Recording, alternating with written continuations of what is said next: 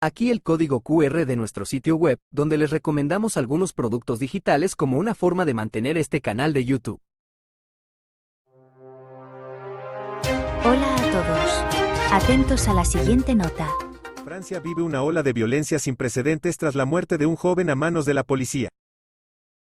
Francia se ha convertido en un escenario de caos y destrucción desde el pasado martes, cuando un policía mató a tiros a Nahel, un adolescente de 17 años y de origen franco-argelino, que se saltó un control de tráfico en Nanterre, un suburbio de París.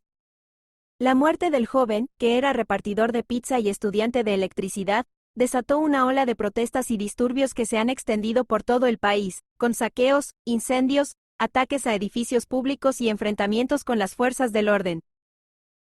El gobierno ha desplegado a 45.000 agentes para tratar de contener la violencia, pero no ha logrado evitar que se produzcan más de 1.300 detenciones y decenas de heridos en las últimas 4 noches. El presidente Emmanuel Macron ha condenado la violencia y ha calificado la situación de inaceptable e injustificable. También ha criticado la instrumentalización del crimen por parte de los manifestantes y ha instado a las redes sociales Snapchat y TikTok a eliminar el contenido más sensible sobre las protestas. El policía que disparó a Nahel está acusado de homicidio voluntario y se encuentra en prisión preventiva. Según su versión, el joven intentó atropellarlo cuando le dio el alto y él actuó en legítima defensa. Sin embargo, los testigos y los abogados de la familia han contradicho esta versión y han afirmado que Nahel no representaba ninguna amenaza y que el policía disparó sin motivo. La familia ha pedido justicia y ha negado que el joven tuviera antecedentes penales o fuera conocido por la policía.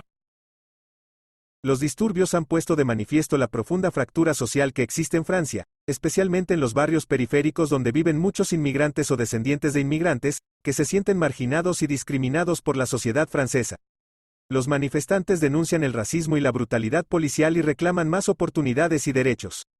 Los disturbios recuerdan a los que ocurrieron en 2005, cuando la muerte de 2 jóvenes electrocutados al huir de la policía en Clichy-sous-Bois provocó 3 semanas de violencia urbana.